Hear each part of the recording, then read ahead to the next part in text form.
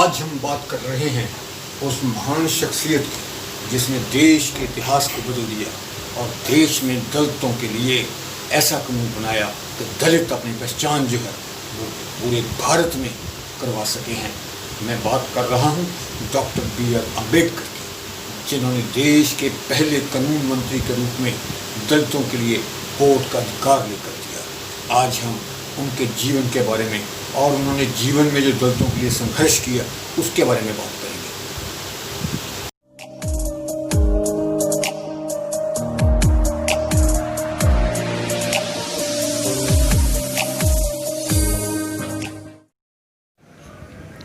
ਭਾਰਤ ਵਿੱਚ ਪੁਰਾਤਨ ਕਾਲ 'ਚ ਦਲਿਤਾਂ ਨਾਲ ਅਤਿਆਚਾਰ ਚਰਮ ਸੀਮਾ 'ਤੇ ਸਨ। ਸਮਾਜ ਵਿੱਚ ਉਹਨਾਂ ਦਾ ਤਿਰਸਕਾਰ ਕੀਤਾ ਜਾਂਦਾ ਸੀ। ਹਿੰਦੂ ਸਮਾਜ ਦੇ ਠੇਕੇਦਾਰਾਂ ਨੇ ਉਹਨਾਂ ਨੂੰ ਚੌਥੇ ਨੰਬਰ 'ਤੇ ਰੱਖਿਆ ਹੋਇਆ ਸੀ। ਪਹਿਲਾ ਬ੍ਰਾਹਮਣ, ਫਿਰ ਖਸ਼ਤਰੀਆ, ਤੀਜੇ ਨੰਬਰ 'ਤੇ ਵੇਸ਼ਿਆ ਅਤੇ ਅਖੀਰ ਵਿੱਚ ਹੇਠਲੇ ਪਾਸੇ ਸ਼ੂਦਰ ਰੱਖੇ ਹੋਏ ਸਨ ਅਤੇ ਸ਼ੂਦਰਾਂ ਦੀ ਵਿਆਖਿਆ ਵੀ ਵੱਖਰੇ ਢੰਗ ਨਾਲ ਕੀਤੀ ਜਾਂਦੀ ਸੀ। ਬ੍ਰਾਹਮਣ ਬੁੱਧੀਮਤਾ ਦਾ ਪ੍ਰਤੀਕ, ਖਸ਼ਤਰੀਆ ਬਹਾਦਰੀ ਦਾ, ਵੇਸ਼ਿਆ ਵਪਾਰੀ ਦਾ ਅਤੇ ਸ਼ੂਦਰਾਂ ਨੂੰ ਸਿਰਫ ਤਾਂ ਸਿਰਫ ਸੇਵਾ ਕਰਨ ਦਾ ਪ੍ਰਤੀਕ ਕਿਹਾ ਜਾਂਦਾ ਸੀ। ਉਹ ਇਹਨਾਂ ਤਿੰਨਾਂ ਵਰਗਾਂ ਦਾ ਆਖਾ ਮੋੜ ਨਹੀਂ ਸੀ ਸਕਦੇ। ਹਿੰਦੂ ਮਨੂਵਾਦੀਆਂ ਦੀਆਂ ਗਾਵਾਂ, ਮੱਝਾਂ, ਗੰਦਗੀ ਸਾਫ਼ ਕਰਨੀ, ਸਿਰ 'ਤੇ ਮੈਲਾ ਢਾਉਣਾ ਉਹਨਾਂ ਦਾ ਮੁੱਖ ਕੰਮ ਸੀ। ਇਹ ਪਰੰਪਰਾ ਪੁਰਾਤਨ ਭਾਰਤ ਤੋਂ ਚੱਲੀ ਆ ਰਹੀ ਸੀ। ਪਰ 14 ਅਪ੍ਰੈਲ 1891 ਮਹਾਰ ਜਾਤੀ 'ਚ ਦਲਿਤਾਂ ਦਾ ਮਸੀਹਾ ਪੈਦਾ ਹੋਇਆ। ਦਲਿਤਾਂ ਦੇ ਲਈ ਸੰਘਰਸ਼ ਦੀ ਸ਼ੁਰੂਆਤ ਹੋਈ। ਭੀਮ ਰਾਓ ਅੰਬੇਡਕਰ ਜੀ ਦਾ ਜਨਮ ਇਸ ਸੰਸਾਰ ਵਿੱਚ ਹੋਇਆ। ਘਰ ਤੋਂ ਸ਼ੁਰੂ ਤੋਂ ਹੀ ਆਰਥਿਕ ਤੰਗੀ ਸੀ। ਪਿਤਾ ਆਰਮੀ 'ਚ ਸਨ। ਮੌਜੂਦਾ ਬੜੌਦਾ ਰਿਆਸਤ ਦੇ ਰਾਜਾ ਦੀ ਮਿਹਰਬਾਨੀ ਹੋਈ। ਸਿੱਖਿਆ ਦੇ ਅਧਿਕਾਰ ਤੋਂ ਵੰਚਿਤ, ਸਕੂਲ ਦੀ ਕਲਾਸ ਤੋਂ ਬਾਹਰ ਬੈਠ ਕੇ ਪੜ੍ਹਨ ਵਾਲਾ ਇਹ ਵਿਦਿਆਰਥੀ ਵਿਦੇਸ਼ ਜਾ ਕੇ ਪੜ੍ਹਨ ਵਿੱਚ ਸਫਲ ਹੋਇਆ।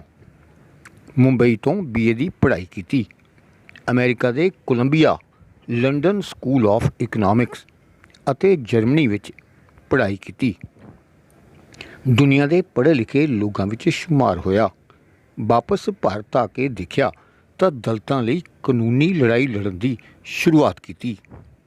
ਜੋਤੀ ਰਾਓ ਫੂਲੇ ਅਤੇ ਦੂਜੇ ਸੰਘਰਸ਼ 'ਚ ਲੱਗੇ ਨੇਤਾ ਵੀ ਦਲਿਤਾਂ ਦੇ ਹੱਕਾਂ ਦੀ ਆਵਾਜ਼ ਬੁਲੰਦ ਕਰ ਰਹੇ ਸਨ। ਇੰਡੀਅਨ ਨੈਸ਼ਨਲ ਕਾਂਗਰਸ ਦੇ ਮਹਾਤਮਾ ਗਾਂਧੀ ਵੀ ਦਲਿਤਾਂ ਲਈ ਸੰਘਰਸ਼ ਕਰ ਰਹੇ ਸਨ। ਪਰ ਅੰਬੇਡਕਰ ਸਾਹਿਬ ਜੀ ਨਾਲ ਉਹਨਾਂ ਦਾ 36 ਦਾ ਆਂਕੜਾ ਸੀ। ਦਲਿਤਾਂ ਦਾ ਮੰਨਣਾ ਸੀ ਕਿ ਮਹਾਤਮਾ ਗਾਂਧੀ ਜੋ ਕਹਿੰਦੇ ਨੇ ਉਹ ਕਰਦੇ ਨਹੀਂ।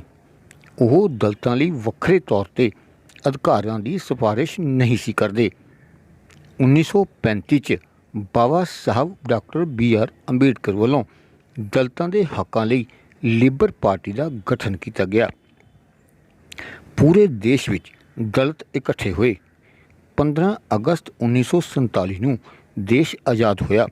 ਦੇਸ਼ ਦੀ ਸੰਵਿਧਾਨ ਦੀ ਡਰਾਫਟਿੰਗ ਲਈ B.R. ਅੰਬੇਡਕਰ ਸਾਹਿਬ ਨੂੰ ਦੇਸ਼ ਦੇ ਪਹਿਲੇ ਕਾਨੂੰਨ ਮੰਤਰੀ ਦਾ ਦਰਜਾ ਦਿੱਤਾ ਗਿਆ।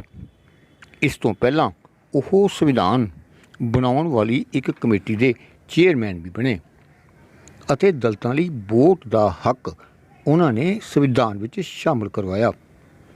1951 ਵਿੱਚ ਉਹਨਾਂ ਦੇਸ਼ ਦੇ ਕਾਨੂੰਨ ਮੰਤਰੀ ਦੇ ਅਹੁਦੇ ਤੋਂ ਅਸਤੀਫਾ ਦੇ ਦਿੱਤਾ। ਕਾਰਨ ਸੀ ਸਿਆਸਤ ਦੀ ਖਿੱਚਾਤਾਨੀ। ਹਿੰਦੂ ਮਨੂਵਾਦੀ ਹੁਕਮਰਾਨ ਨਹੀਂ ਸਨ ਚਾਹੁੰਦੇ ਉਹਨਾਂ ਨੂੰ ਉੱਚੇ ਅਹੁਦੇ 'ਤੇ ਦੇਖਣਾ। ਹਿੰਦੂਆਂ ਦੀ ਮਨੂਵਾਦੀ ਸੋਚ ਤੋਂ ਉਹ ਬਹੁਤ ਦੁਖੀ, ਤੰਗ ਅਤੇ ਪਰੇਸ਼ਾਨ ਸਨ। ਬਾਬਾ ਸਾਹਿਬ ਆਖਿਰਕਾਰ ਇਸ ਦੁਨੀਆ ਤੋਂ 1956 'ਚ ਅਲਵਿਦਾ ਹੋ ਕੇ ਚਲੇ ਗਏ। ਉਹਨਾਂ ਨੇ ਦਲਿਤਾਂ ਨੂੰ ਆਖਰੀ ਸ਼ਬਦ ਕਹੇ ਕਿ ਉਹ ਇਹ ਆਜ਼ਾਦੀ ਦਾ ਕਾਰਵਾਂ ਜਿੱਥੇ ਤੱਕ ਲੈ ਕੇ ਆਏ ਹਨ, ਜੇਕਰ ਉਹ ਉਸ ਨੂੰ ਅੱਗੇ ਨਹੀਂ ਕਰ ਸਕਦੇ ਤਾਂ ਉਸ ਤੋਂ ਪਿੱਛੇ ਵੀ ਨਾ ਲਿਜਾ ਸਕਣ ਦੀ ਤਾਕਤ ਮਨੂਵਾਦੀ ਹਿੰਦੂਵਾਦੀ ਹੁਕਮਰਾਨਾਂ ਨੂੰ ਦੇਣ। ਆਧੁਨਿਕ ਭਾਰਤ ਵਿੱਚ ਹਿੰਦੂਆਂ ਮਨੂਵਾਦੀਆਂ ਦੀ ਸੋਚ ਹਾਲੇ ਤੱਕ ਨਹੀਂ ਬਦਲੀ ਏ।